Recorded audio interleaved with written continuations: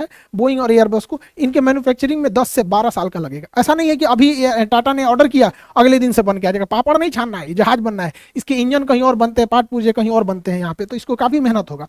Roles Royce engine, mainly Rolls Royce engine बनाती है।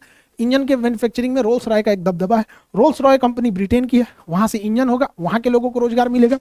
Airbus France की कंपनी है, वहाँ पे एयरबस बनेगी, वहाँ के लोगों को रोजगार मिलेगा। बोइंग यूएस की कंपनी है, वहाँ पे रोजगार मिलेगा।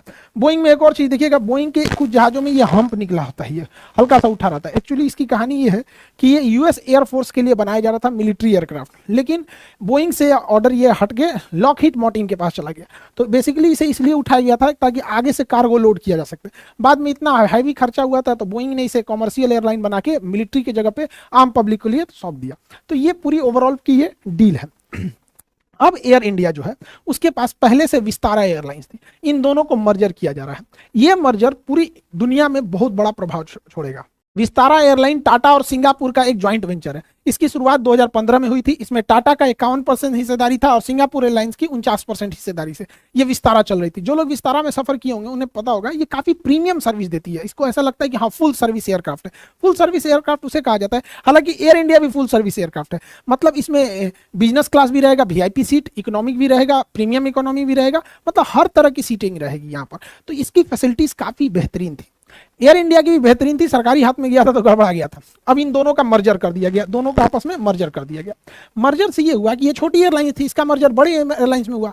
टाटा इसमें भी था, टाटा इसमें भी था। अब बात अटक जाती है सिंगापुर एयरलाइन की, क्योंकि सिंगापुर एयरलाइन की हिस्सेदारी इसमें थी। डायरेक्ट आप बिना पूछे मर्जर नहीं कर सकते।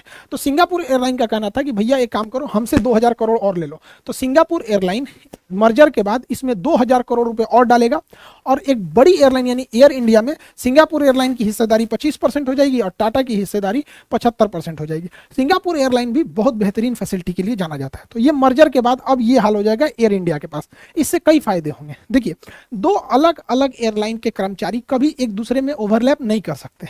तो होता क्या था कि मान के चलिए ये वाला है विस्तारा का और ये है एयर इंडिया का।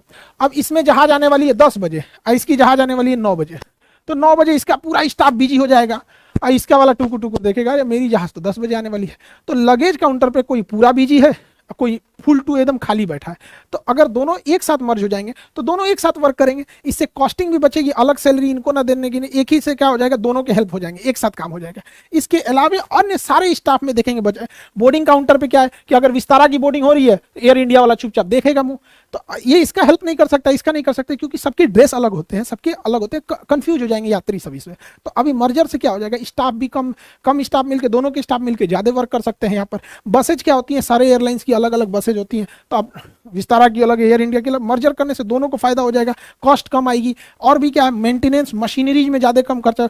जो पुश बैक एक ट्रक होता है, जहाज पीछे नहीं जाती है अपने इंजन के, हालांकि जा सकती है लेकिन इंजन पे बुरा असर पड़ता है, इसलिए उसको ढकेल के पीछे करना होता है। तो अलग अलग एयरलाइन अपने लिए पुशबैक मशीन रखती है, अलग अलग पैसेंजर को चढ़ाने लोड करने के लिए, खाने पीने से सामान लोड करने के लिए, लगेज चढ़ाने लोड करने अनलोड करने के लिए। तो अलग जितनी एयरलाइंस अलग अलग रहेंगे, विस्तारा अलग, एयर इंडिया अलग। तो क्या है कि एक ही चीज के लिए 2 बार खर्च करने पड़ेंगे। ऐसे क्या है कि मर्ज कर दिया गया, एक ही से काम हो जाएगा, दोनों का इसमें फायदा हो जाता है। सफाई कर्मचारी सबके अलग अलग होते हैं, मर्जर के बाद सबके सफाई जरूरी होता है। दोनों का जब मर्जर हो जाएगा तो पायलट भी हैं, इसके पायलट इसको उड़ा सकते हैं, इसके पायलट इसके उड़ा सकते हैं। दोनों का मर्जर होने से ये फायदा है। केबिन क्रू इसके भी, दोनों के मर्ज हो जाएंगे। इस मर्जर और 470 प्लेन के डील से जो सबसे बड़ा फायदा हुआ है वो ये हुआ है कि टाटा अब इंडिया में ही एक एरोनॉटिक्स एकेडमी डालेगा, जहां पायलटों को ट्रेनिंग दी जाएगी, क्योंकि इतने ज्यादा पायलट्स की जरूरत पड़ेगी। एक जहाज पर लगभग 12 पायलट की जरूरत होती है, तो लगभग 6000 पायलट की जरूरत तो इनको टाटा को ही पड़ने वाली है। तो 6000 पायलट की जरूरत पड़ेगी, तो दूसरे जगह भेज के सिखाने की क्या जरूरत है, इंडिया में ही एक एकेडमी डाल दीजिए, साथ में एक मेंटेनेंस सेंटर डाल दिया जाएगा, क्योंकि भारी भड़कम जहाज है, यहीं पे इंजीनियर रहेंगे, अपना मेंटेनेंस करेंगे। तो मेंटेनेंस और एविएशन में काफी ज्यादा इसमें कॉस्ट कटिंग होगी, और एयरलाइंस में कॉस्ट कटिंग रहना जरूरी है, क्योंकि इसमें फ्यूल कंजम्पशन बहुत ज्यादा होता है, तो हर जगह से आपको कॉस्ट कटिंग करनी पड़ती है। इससे कर्मचारी भी बचेंगे, दोनों के मर्जर से कई सारे कर्मचारी, चाहे वो मेंटेनेंस हो या ग्राउंड फोर्स की स्टाफ हो। इससे फायदा एक और होगा, ज्यादा से ज्यादा रूट कवर होगा, छोटे से छोटे गांव तक में भी, मतलब छोटे से छोटे शहर तक में भी एयरलाइंस अगर संख्या ज्यादा रहेगी तो उसे पहुंचने में आसानी हो जाएगी। अब देखिए, एक जहाज जो होती है उसमें कई सारे वर्कर काम करते हैं। तो टाटा जो 470 प्लेन का ऑर्डर प्लेस किया है, इसके लिए 65,000 लोगों की जरूरत पड़ेगी। तो 65,000 लोगों को तो डायरेक्ट इसने रोजगार दे दिया, यानी 65,000 घरों का चूल्हा जलेगा इस एक डील की वजह से। एक जहाज पे अगर आप 12 पायलट लेते हैं तो अलग अलग एयरलाइंस का अलग अलग है। हम लोग एक तुलनात्मक अध्ययन करके देखते हैं। इंडिगो एक जहाज को ऑपरेट करने के लिए 95 स्टाफ को रखता है, इसमें पायलट, क्रू और ग्राउंड फोर्स सब शामिल है। 95 ऐसे समझिए, क्योंकि इंसान की कैपेसिटी तो 8 घंटे ही काम करने की है, मशीन की कैपेसिटी तो 24 घंटा उड़ाओ भैया उसको। एक सुबह की भी फ्लाइट है, रात में भी फ्लाइट है, तो इस 95 को आप 3 स्लॉट में बांट सकते हैं, 8-8 घंटा करके, यानी 30-30 के स्लॉट में 3 स्लॉट इसको रखेगा। आप ऐसे ओवरव्यू में समझिए कि एक बार में 95 नहीं रहते हैं। अगर कोई जहाज है सुबह 9 बजे उतरा, फिर इसकी एक अगली फ्लाइट रात 2 बजे तक है, तो जो स्टाफ सुबह 9 बजे ड्यूटी पे आया था उसको आप रात 2 बजे तक नहीं रखेंगे ना, उसके लिए एक अलग स्लॉट रखेंगे। तो ये 95 क्या है ना, इसमें स्लॉट भी बटे होते हैं। लेकिन इतना माइंड मेकअप करके इंडिगो चलती है कि उसके पास एक एयरक्राफ्ट है तो 95 एवरेज स्टाफ लेके चलती है। वहीं एयर इंडिया 141 लोगों को लेकर चलती है, उसके हिसाब से इतने चाहिए। कतर एयरवेज जो है उसमें 133 लोगों की जरूरत होती है एक फ्लाइट के हिसाब से, ठीक है। जबकि अच्छी सुविधा देने के मामले में एमिरेट्स और एतिहाद पूरी दुनिया में फेमस है। एमिरेट्स में 231 क्रू मेंबर की टोटल इसमें जरूरत पड़ती है, 231। एतिहाद के लिए 211। पाकिस्तान एयरलाइन पीआईए के लिए एक जहाज ऑपरेट करने के लिए 550 लोग। भैया अच्छा ट्रेनिंग दो, अच्छे लोगों को रखो, ज्यादा काम करेंगे सब। भ्रष्टाचार कितना ज्यादा है किसी देश में, आप आइडिया लगा सकते हैं। तो पाकिस्तान में अभी इसके ऊपर इंक्वायरी हुई थी, तो अभी इन लोगों ने भी घटाया कि भैया दुनिया के इतने अच्छे अच्छे जहाजों को उड़ाने के लिए इतने कम लोग मिलकर अच्छे से उड़ा दे रहे हैं, तुम लोग क्या कर रहा है जो इतने जरूरत है। भ्रष्टाचार समझते हैं, आज उसकी दुर्दशा इसी वजह से हुई है। करप्शन किस हाई लेवल पे गया है जिसका कोई हद नहीं। पता नहीं क्या कर रहे थे उसके एविएशन वाले, ये सब चीज नहीं देख रहे थे। देखिए, इस डील में 2 तरह के जहाजों को शामिल किया गया है, वाइड बॉडी एयरक्राफ्ट और नैरो बॉडी। वाइड बॉडी मतलब चौड़े जहाज, नैरो मतलब पतले। नैरो जहाज में बीच में बस एक रास्ता होता है, 3 सीट इधर 3 सीट इधर होती है, यानी 6 सीट होती है। A B C D E F, यहां से बाईं ओर से शुरू होता है, ए से उधर एफ तक जाता है। वही वाइड बॉडी में चौड़े एयरक्राफ्ट होते हैं, उसमें 2 रास्ते होते हैं, एक रास्ता ये हो गया, एक रास्ता ये हो गया। इसमें कुछ सीटें इधर होती हैं, कुछ बीच में होती है, कुछ उधर होती है। अब ये एयरलाइंस की अपनी सीटिंग अरेंजमेंट के हिसाब से अपना सेट करते हैं, बट ये चौड़ी होती है, ये पतली होती है, ठीक है। दुनिया में ज्यादा ये नैरो बॉडी ही चलती है, लेकिन जब लंबी दूरी तक जाना होता है तो वाइड बॉडी एयरक्राफ्ट को प्रीफर किया जाता है। कुछ लोगों का कहना है कि विस्तारा ज्यादा सुविधा देती थी एयर इंडिया के तुलना में। देखिए, एयर इंडिया सुविधा बहुत अच्छी देती थी, बशर्ते ये सरकारी हाथ में चली गई थी। अब विस्तारा का मर्जर इसमें क्यों कर दिया गया, जिसके रीजन है, एयर इंडिया के पास रूट ज्यादा है, फैसिलिटी ज्यादा, एयरक्राफ्ट ज्यादा। ये अभी नई एयरलाइंस थी और छोटी है, हालांकि इसने बहुत कम समय में बहुत अच्छी बुलंदियां हासिल करी। इससे एक और प्लस पॉइंट है एयर इंडिया के साथ, एयर इंडिया स्टार एलायंस का ग्रुप है। देखिए, पूरी दुनिया में एयरक्राफ्ट की अपनी एक लॉबिंग चलती है, गुटबाजी चलती है, ग्रुप चलती है, जिसमें सबसे बड़ा ग्रुप जो है वो स्टार एलायंस का है। स्टार एलायंस में 26 एयरक्राफ्ट कंपनियां आती हैं अलग अलग।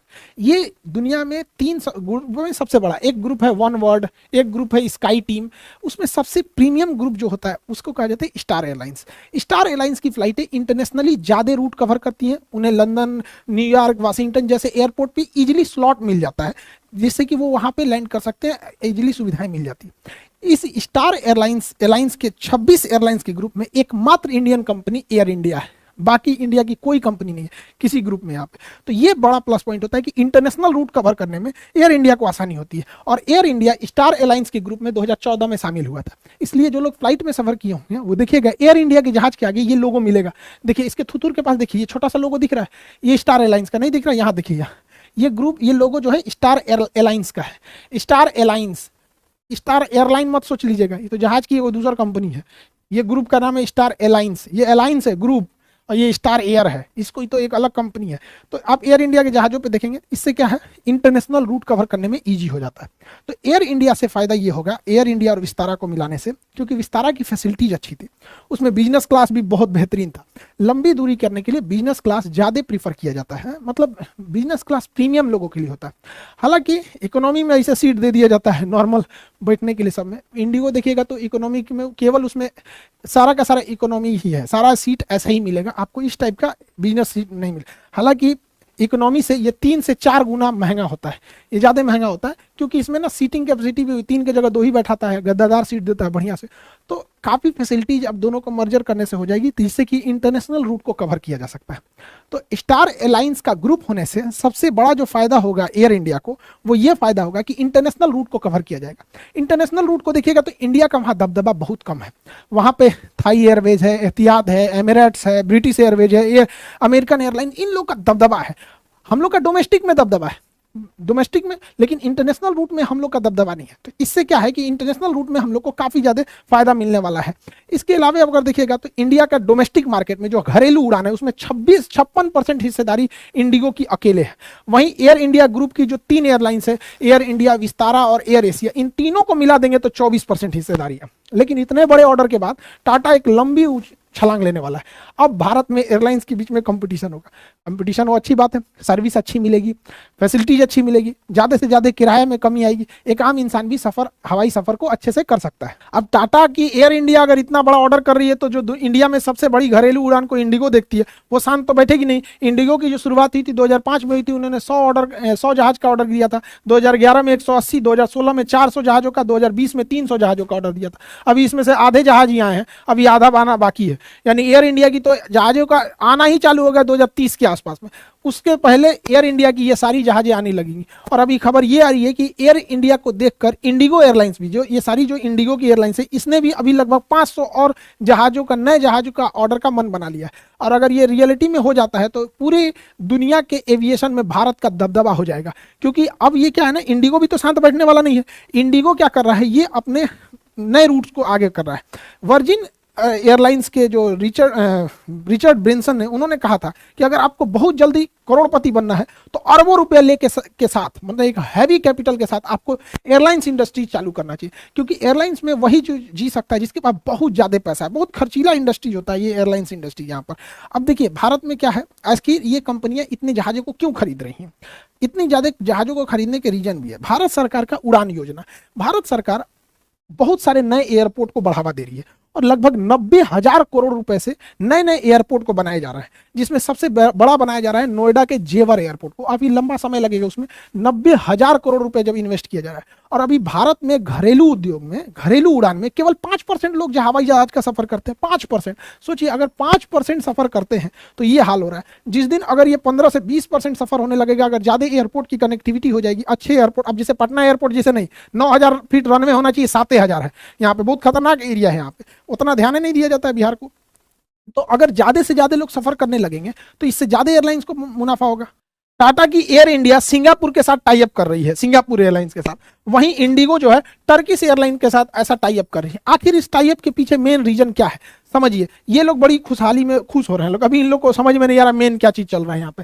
देखिए टाटा सिंगापुर के साथ टाई अप कर रही है, इंडिगो टर्किश एयरवेज के साथ टाई अप करी। इसका मेन रीजन समझिए, सिंगापुर का इस एरिया में दबदबा है, सिंगापुर एयरलाइन का इस एरिया में दबदबा है।